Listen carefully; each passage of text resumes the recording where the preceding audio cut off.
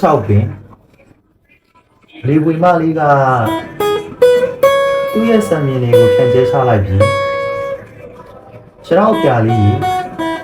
ငါရဲ့တောင်ပန်တွေကိုနင်းရှိလိုက်ပါတော့တောက်ခြေတစ်ပေါက်တော့တောက်ခွင့်ပြုကြပါကျွန်တော်ဟာရက်မိုးလာတဲ့မီးတောက်ကလေးပါအင်္ဂလိပ်တွေခွာထားတဲ့ရင်ဘတ်မှာ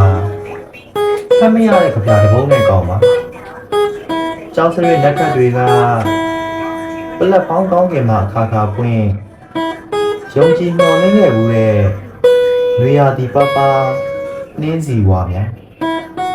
ခြေမွားဆုပ်ပြဲသွားစေငါစီလာနေတဲ့အများတစ်စင်းကို